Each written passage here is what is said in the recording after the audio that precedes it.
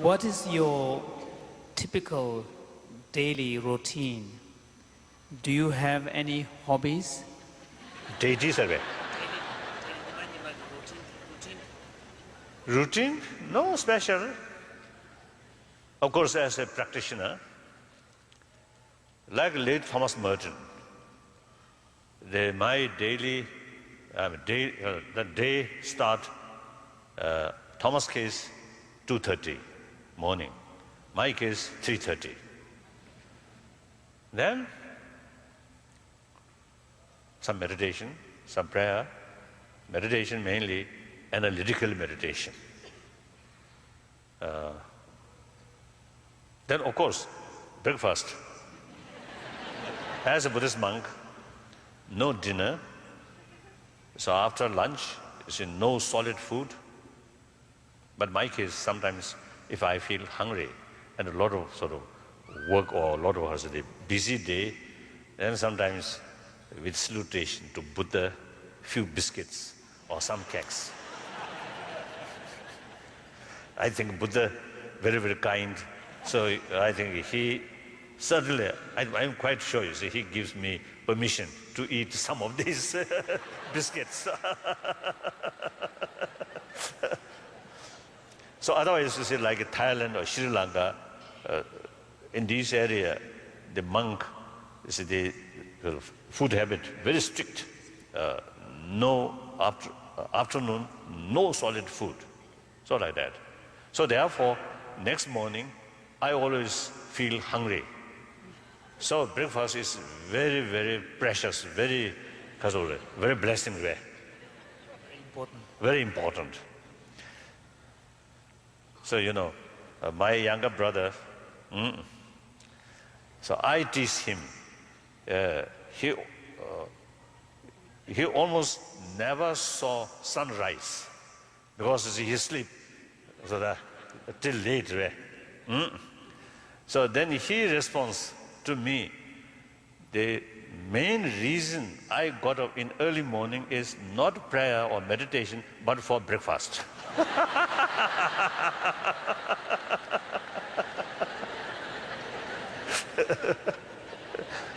I think somebody said it is true. It is true. So like that, then go like that. Of course, I think one, as a practitioner, as soon as I got up and think, I should utilize this day more meaningful. And I myself also should have more happier days, right? Like that. That actually is something like preparation of the different sort of consequences of the day. From early morning, from the beginning of the day, some kind of caution or some kind of preparation and determination. That some help. So rest of the day, usually this sort of strong determination in early morning in order to shape my mind, make some impact. Otherwise, nothing special. Like that. Or then? Then, I think meditation takes 4 hours. Then some work. If not much work, then reading, study. Mainly, nowadays mainly a Tibetan script, which I learned in the past. So refresh, and also contemplation, very useful. Then of course I listen BBC always. Very important, very important. Then some read some newspapers, some magazines. Then most cases afternoon meeting people, different people. Sometimes meeting very useful, sometimes meeting waste of time, like that. Go like that.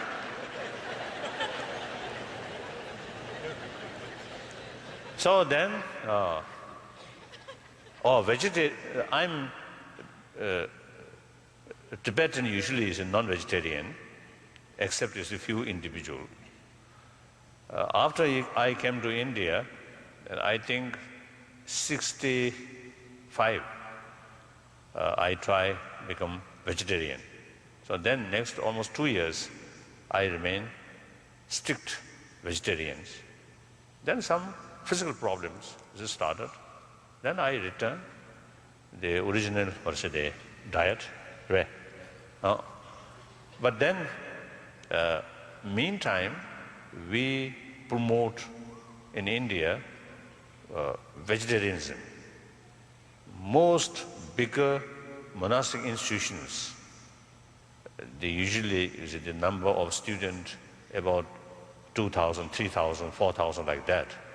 All these common kitchens now strictly now vegetarian. So we really making effort promotion of vegetarianism. And I myself also, most of the time, vegetarian. Sometimes once a week or sometimes once 2 weeks, little non-vegetarian things, like that. So, and then sleep around 8, like that. So usually sound sleep, 8 hours, 9 hours, sometimes 10 hours. So that's best part of my restful rest. Busy daytime, and then long hour sleep, very happy. Like that. Yes. What can we do to help Tibet?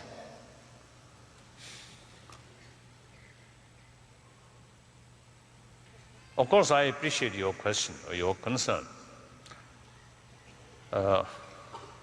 Yes, since 2000, beginning of 2000, we renewed direct contact with Chinese government. So we are trying to find a mutually agreeable solution. That means we are not seeking independence. Irrespective of the past history, according to this reality, Tibet as a landlocked country and a materially backward and a small population and modern education, trainings, we are very much lacking. Meantime, every Tibetan wants modernized Tibet. Therefore, as far as material development is concerned, we get greater benefit, remain within the People's Republic of China. At the same time, we also have very unique cultural heritage and rich Buddhist tradition and beautiful, delicate environment. So therefore, we need special arrangement regarding preservation of Tibetan culture, Tibetan spirituality, and Tibetan delicate, environment. So present arrangement, so-called autonomy, is actually autonomy only on paper. In reality, all the decision makers, all people in the decision makers are people who have no idea about Tibetan culture, Tibetan spirituality, and the delicate situation of Tibetan environment. So therefore, the present situation is actually no guarantee for preservation of Tibetan culture, Tibetan spirituality. So already, the purer form of Tibetan culture, Tibetan spirituality exists only outside Tibet, not inside Tibet. The problem, those Chinese sort of officials, their main concern is oh, Tibet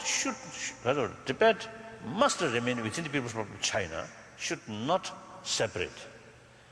So they are always, every field, they always looking from the angle of the political side, not culture or the environment or these things. So therefore, few years ago, one party secretary in the autonomous region of Tibet,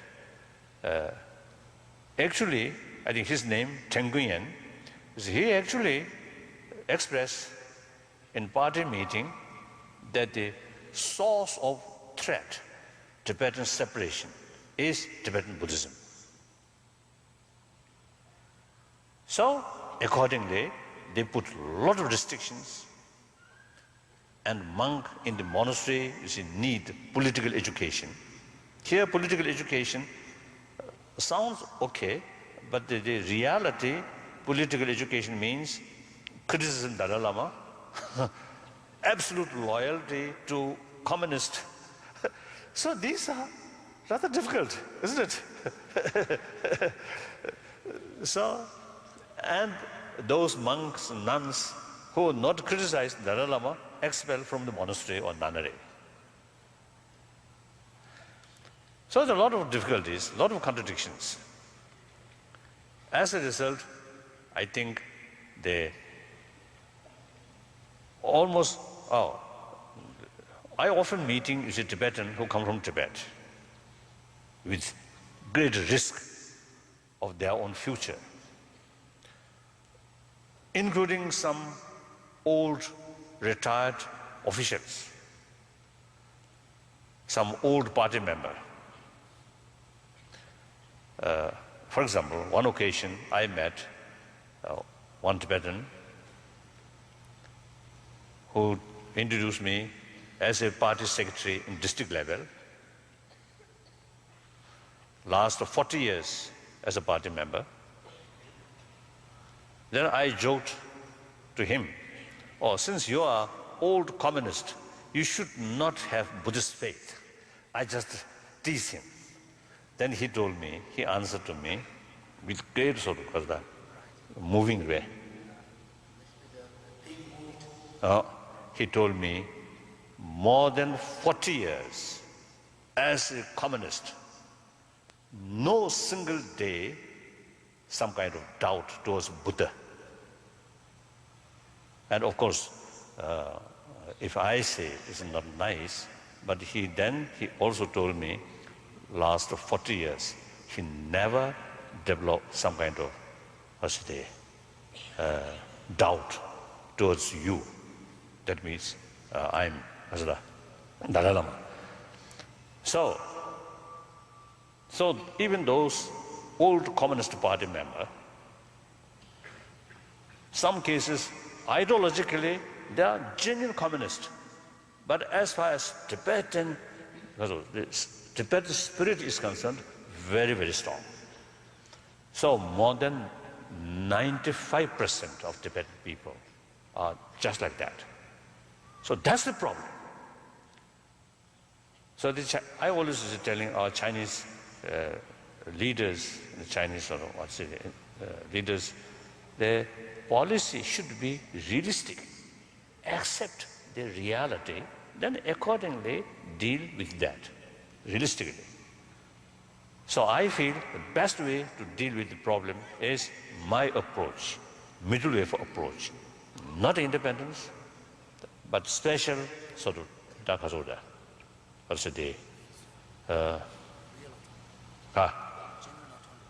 genuine autonomy which Chinese constitution provided us. And in early 50s, Chairman Mao Zedong and Liu Shaoqi and Tu Te, during those periods, the Chinese government sort of recognized Tibet case is some special case. So therefore, in 1950, Chinese Liberation Army already reached certain eastern part of Tibet, up to Chamdo. Then very easy to send army Abdul Hassa, very easy. But the Chinese government prefer army must stop there. Then they prefer peaceful liberation through agreement. So 1951, 17-point agreement signed. Although the circumstances under sort of duress, but central government prefer, Tibet is concerned, liberation should be through negotiation, through agreement, rather than just a standing army. Then as late as 1956, Zhou Enlai and Ho Long came to India, while I also in India, Buddha Jayanti celebration. Then the Zhou Enlai told Pandit Nehru, the Chinese central government do not consider Tibet as a ordinary Chinese provinces. Tibet case is some special case. So in early period, the leadership, wise leadership, experienced leadership, really recognized Tibet case is something very special case. So we simply trying to talk with Chinese government. Please look situation as Deng Xiaoping once stated, seeking truth from fact. That slogan is really scientific, really wonderful. But for that, the fact must be fact, genuine fact, not artificial fact. So our friends here, and also I think some Chinese brothers, sisters also, I think here. So finally, the problem, Tibetan problem, have to find solution between Chinese brothers, sisters, and Tibetan. No one else. Meantime, of course, our sympathizers, supporters, our brothers, sisters outside the world or Western world, including United States, also you see, I think very, very helpful to materialize meaningful understanding, meaningful solution. But final sort of understanding or solution must find between Chinese and Tibetan. So therefore, some I think a young Chinese student or some Chinese teachers here, please assure, I'm assuring to you, we are not seeking separation, we are not seeking independence because of our own interest. But meantime, please give us meaningful autonomy so that the People's Republic of China's great unity, stability, and harmony, which President Wu Jintao stressing, harmony,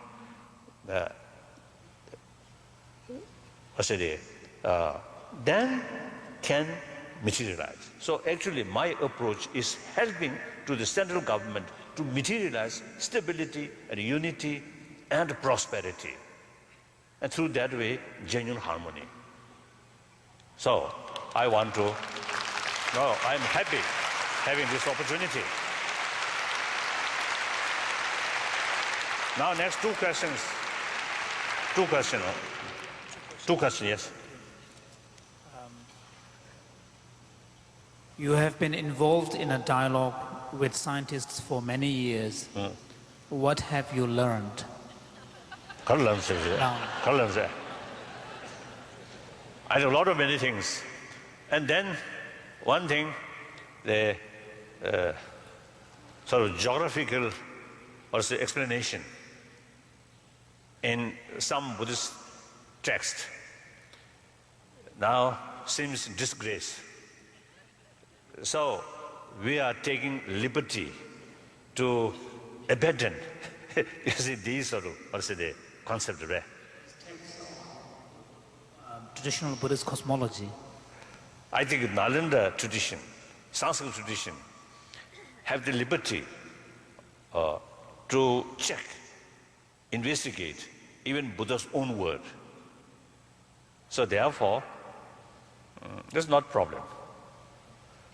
But other hand, some other field, like relation between mind and neurons, and also different function of emotions, and how to handle these different emotions. In that respect, according to ancient Indian thought, including Buddhism, I think more materials, which is useful to modern scientists. And then quantum physics, like quantum physics, seems the Since there's a lot of parallels and also could be mutually complementary. So as I mentioned earlier, you see the contact or serious discussion between Buddhist science and modern science is really useful and amazing, wonderful. The final question. With all the violence and terrorism in the world, are you optimistic about our future? Well, basically, yes, I'm optimistic. Now look, I think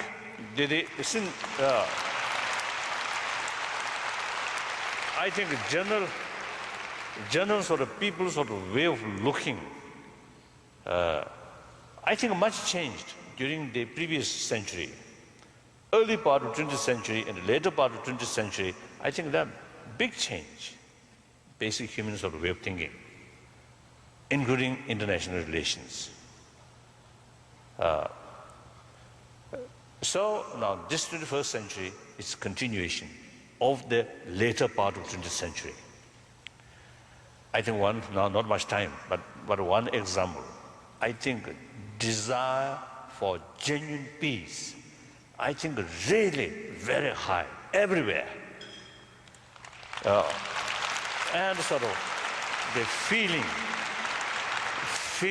of fed up about using violence, also much increasing everywhere.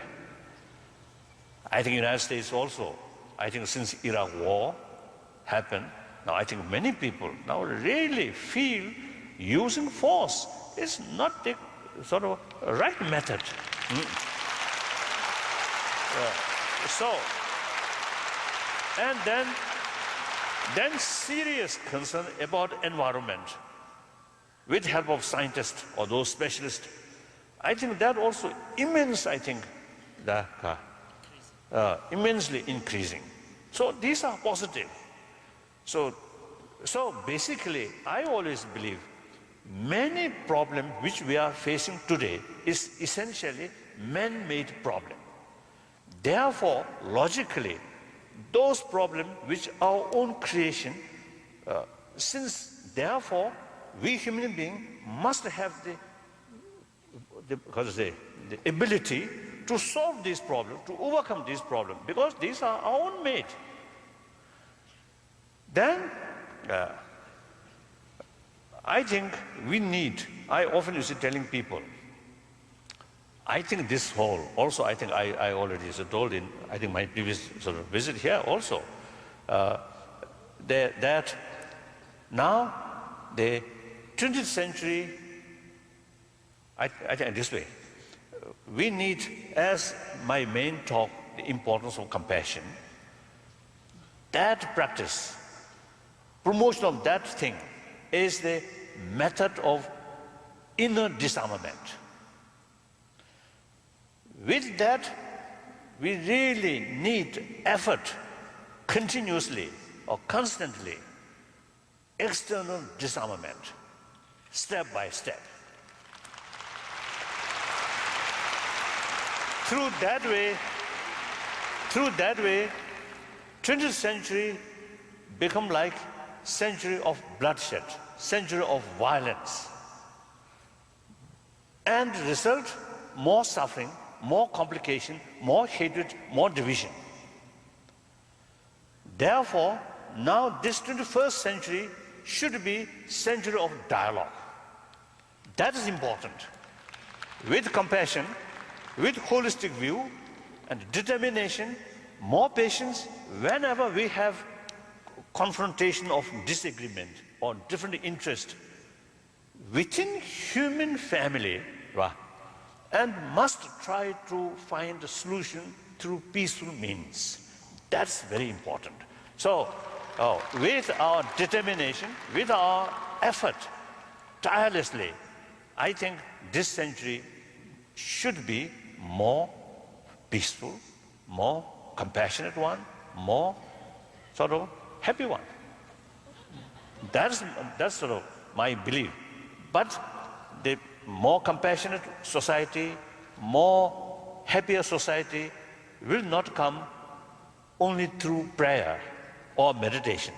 We must make work hard, right? Making more effort continuously, and particularly education. Our younger generation, I think we need certain sort of what's the way to educate our younger generation these deeper values, so that eventually our society, I think the atmosphere of the society gradually can change.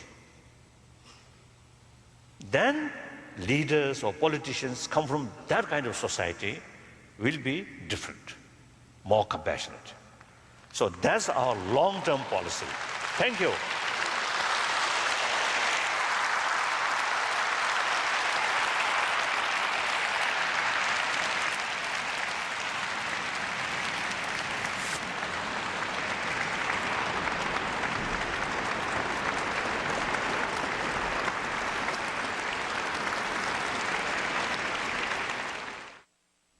Thank you for watching Wisconsin Public Television's coverage of His Holiness the Dalai Lama's presentation in Madison.